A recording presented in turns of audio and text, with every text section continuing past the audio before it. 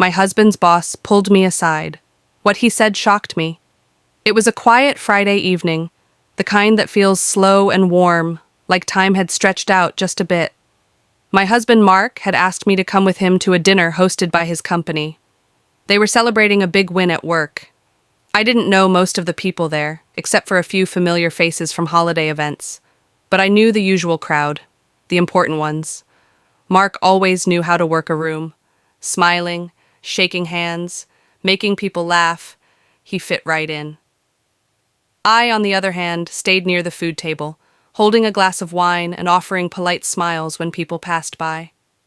My feet were already sore in the heels I wore. I remember thinking I should have gone with the comfortable navy flats instead. That's when I saw him, Daniel Prescott. Not just any guy, he was Mark's boss, the type of man who doesn't need to talk loudly to get noticed. Tall, silver hair, confident in a quiet way. I'd met him once before, just a handshake and a quick hello. But this time, he was looking right at me.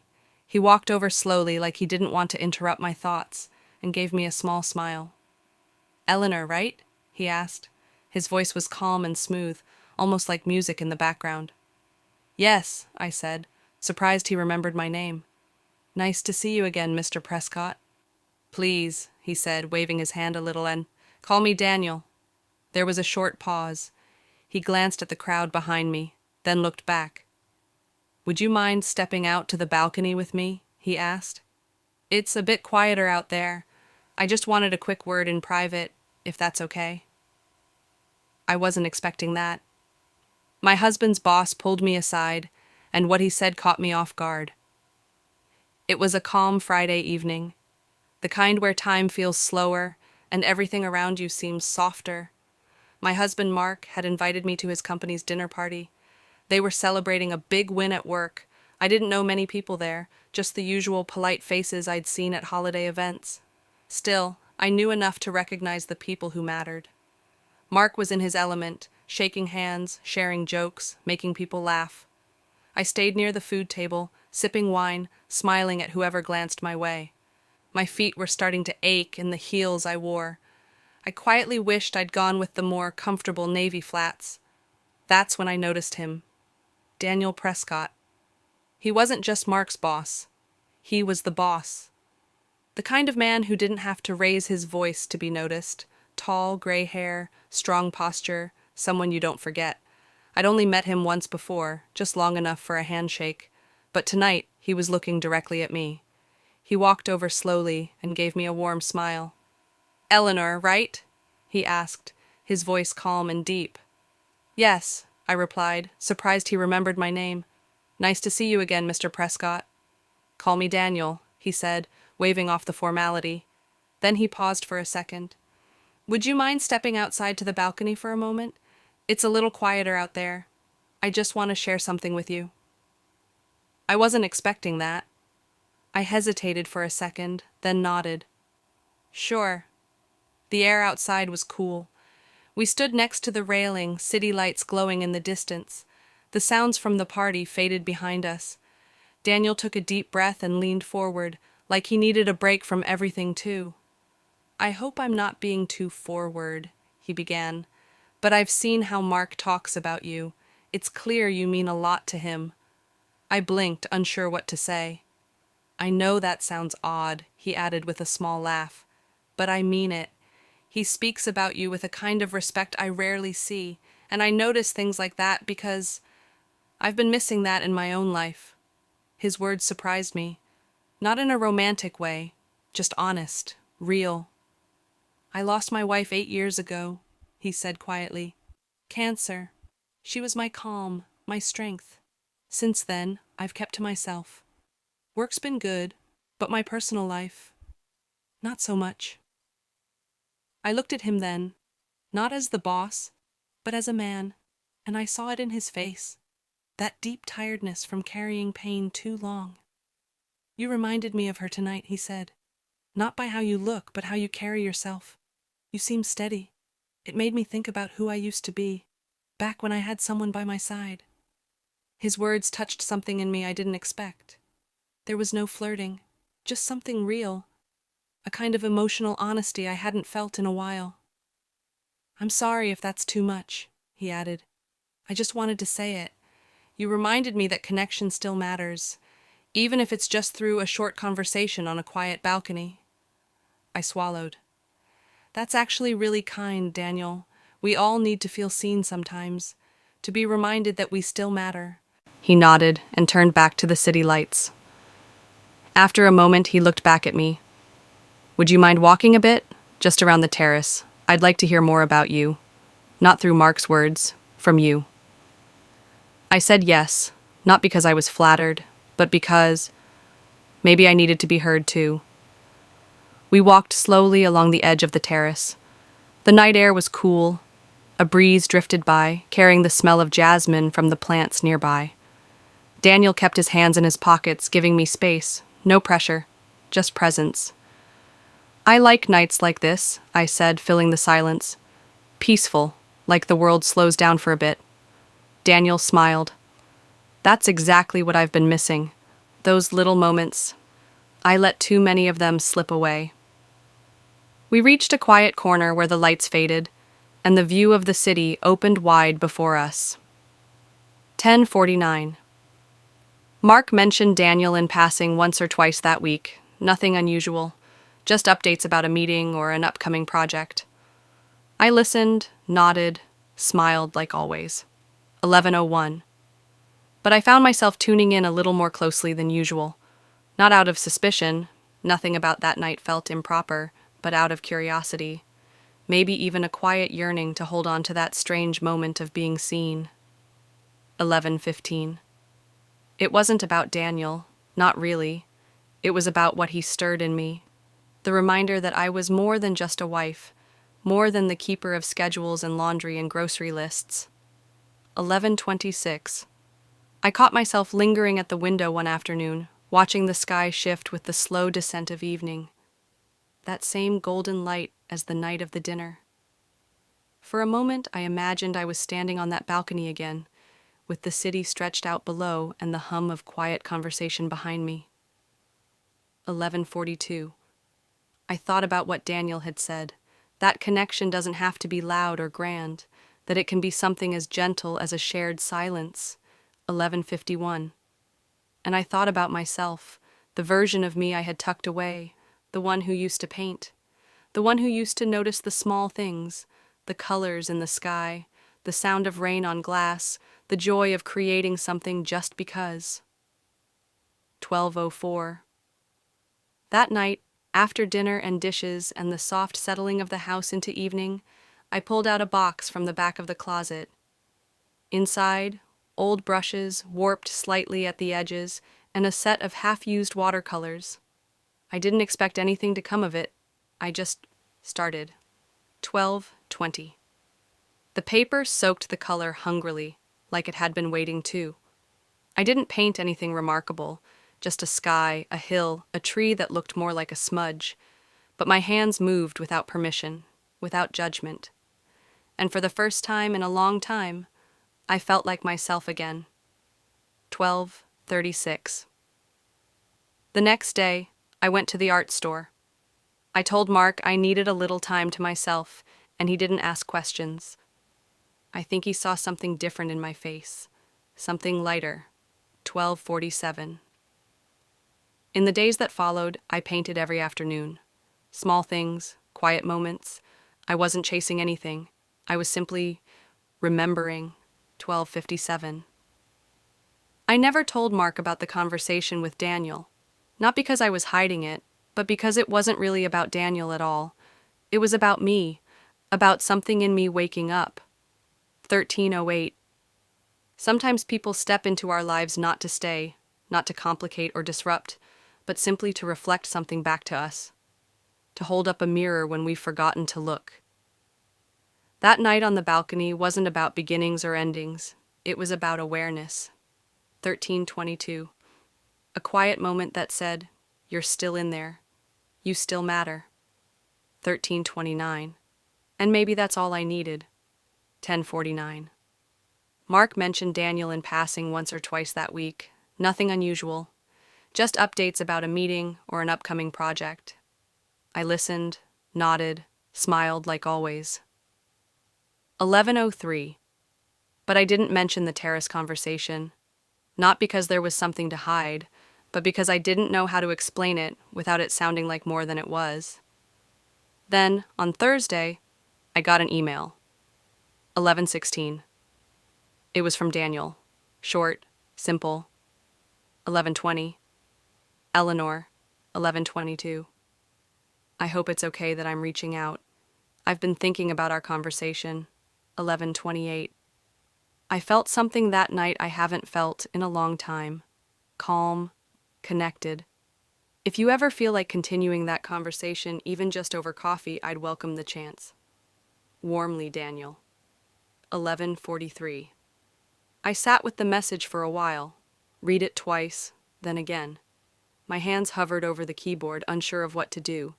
11:52. But deep down, I knew I wanted to reply. I typed carefully. 12:01. Daniel, thank you for your note. I've been thinking about our talk too. It stayed with me in a way I didn't expect. Coffee sounds nice. No pressure, just a quiet corner and a chance to finish a conversation. Let me know when works for you. Eleanor. 12:21. We met at a small cafe tucked away from the busy downtown streets. It was cozy, quiet, wooden tables, the smell of roasted beans and fresh pastries in the air. 12:33. I arrived a few minutes early, brushing invisible lint from my blouse and pretending not to be nervous. Then he walked in, and everything settled. 12:47. He looked more relaxed than I'd seen him before, a bit less polished, in a good way, less executive, more real. 12:54. Thank you for coming, he said, sliding into the seat across from me. 12:58. I almost didn't, I admitted. I wasn't sure if it would feel strange. 13:05. Does it? He asked gently. 13:08. I thought for a moment. Number. It feels calm, like before. 13:17. We talked for nearly an hour, about nothing and everything. Books we loved, moments we missed, the odd comfort of being understood by someone who didn't owe you anything. 13:31. At one point, he leaned back, cradling his coffee cup. You said something the other night, he began, about forgetting who you are when life gets busy. 13:38. I nodded, eyes lowered. I didn't even realize it was happening.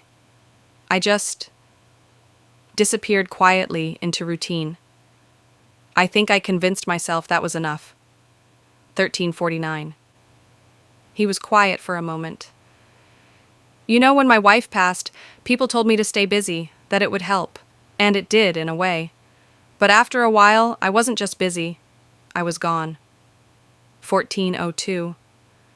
I looked up at him and he smiled gently. Not pity, not flirtation, just understanding. 14:08. It's strange, I said, how easy it is to stop seeing yourself, and how powerful it feels when someone does. 14:15. He nodded. That's what you gave me that night. A reminder, not of her, but of myself. 14:22. I blinked. The room felt a little warmer. The coffee had cooled, but the conversation hadn't. 14:29. There was no plan for what came next. No hidden meaning or future promises. Just two people, sharing a quiet table, anchored by honesty. 14:37. Eventually, we stood. Thank you, I said, and I meant it in more ways than I could explain. 14:44. Thank you for replying, he said, his hand brushing lightly against mine as we stepped outside. 14:50. We went our separate ways, the sun dipping low behind the buildings. But something stayed with me, the sense of being gently stirred awake, not by romance, not by need, but by recognition. 15:02.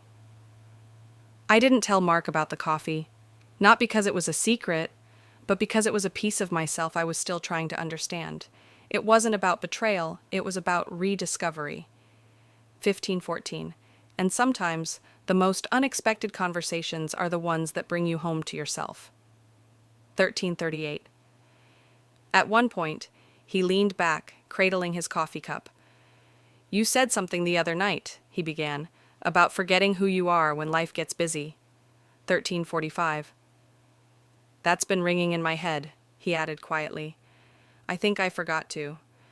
For so long I was just the boss, or the widower, or some version of a man trying to keep moving. 13:52. I know that feeling, I said, being everyone's something, and forgetting you're still someone too. 1400. Our eyes met. There was no heat, no hunger, just connection, deep, soft, and honest. The kind that doesn't demand anything, the kind that reminds you you're still whole. 1410. When we stood to leave, he paused beside me at the door. 1417. Eleanor, he said, I know this might be complicated, but I'd like to keep talking with you. No expectations. Just a friendship, if that's what it becomes. Something that gives us both a little more than we had before. 1437. I took a breath, long and steady. I think I'd like that too, I said. 1446. And I meant it, not as a woman seeking something she didn't have at home, but as someone rediscovering parts of herself that had gone quiet for too long. 1458. As I walked back to my car, I didn't feel conflicted or guilty. I felt present, more than I had in years. 1506. And I knew that whatever this was, whatever it would or wouldn't become, it had already given me something valuable. 1512. A glimpse of myself. 1520. A few weeks passed. Quietly, gently. 1524. Daniel and I exchanged occasional emails, short and thoughtful. A link to an article he thought I'd enjoy. A photo of a watercolor painting he saw at a gallery that reminded him of something I once described. 1534. Nothing inappropriate, nothing hidden, just connection. 1542. The kind you don't realize you've missed until it shows up in unexpected ways. 1548. Mark was none the wiser, not because I was lying, but because there wasn't anything to confess. 1555. What Daniel and I shared wasn't a secret. It was simply something I hadn't found the words for yet. 1600. One morning I found myself in the attic, rummaging through boxes I hadn't opened in years. And there it was, my old watercolor kit, brushes still neatly wrapped, the colors slightly cracked but usable. 1614, I stared at them for a long time before taking everything downstairs and setting it on the kitchen table. The light was perfect. Soft. Golden. 1620, I dipped the brush in water, pressed it into a pale green, and let my hand move. It wasn't perfect. But it was me. 1638, later that day, I sent a photo of the painting to Daniel. 1645, a quiet hillside scene, just a sketch of one really, but it felt like reclaiming something I thought I'd lost. 1651, he replied within the hour. It's beautiful. Not just the painting, but what it represents. I'm glad you're finding your way back to yourself. 1659, that evening, Mark noticed the painting sitting out and looked at me curiously. Did you paint this? I nodded. First time in a long time. 1706, he smiled. I always thought you had a gift. It's good to see you doing it again. 1717, and that moment, his smile, his genuine pride, reminded me of something important. This wasn't about choosing between two people. It was about choosing myself again. 1732, and in doing that, I was bringing a fuller version of me back into every part of my life. 1738, including my marriage. 1742, the next week, Daniel invited me to an art event downtown. I think it might inspire you, he said. No pressure. 1746, I thought about it long and hard, then politely declined. Not because I didn't want to go, but because I felt something shift. 1801, I no longer needed him as a mirror. I could see myself now. 1804, I wrote him a message. Daniel, thank you for the kindness, the space, and the unexpected clarity. You helped me hear a part of myself I hadn't listened to in years. I hope we'll cross paths again. But for now, I think I'm exactly where I need to be. 1826, he didn't write back right away. When he did, it was just one sentence. 1831, then I consider myself lucky to have been a part of your rediscovery. 1836, life returned to its usual pace, but I was no longer drifting through it. I was present. Aware. Reconnected. 1843, I painted more. I laughed more. I looked Mark in the eye when he spoke, and I listened. 1851, not out of habit, but with intention. 1857, sometimes, unexpected moments don't lead to chaos or scandal. Sometimes, they lead you back to the parts of yourself you forgot to nurture. 1903, and sometimes, that's more powerful than anything else. 1910, I'll always remember that night on the terrace. Not as the beginning of something with someone else, but as the beginning of something quietly profound within myself. Life rarely offers us grand, sweeping transformations. More often, it's the quiet moments, the pause in a conversation, the brush dipped in water, the glance exchanged without expectation, that gently guide us back to ourselves. Eleanor's journey wasn't about betrayal or longing for someone else. It was about rediscovery. About finding the courage to hear her own voice again. Sometimes, the most meaningful stories aren't about breaking away, but about returning, whole, honest, and awake, to a life that was always waiting for us. Thank you for joining us for this deeply human, quietly powerful story. Disclaimer. This story is a work of fiction, created for entertainment and emotional reflection. Any resemblance to actual persons, living or dead, is purely coincidental. The narrative explores themes of identity, connection, and personal growth, and is not intended to promote or justify infidelity or emotional neglect. Viewer discretion is advised.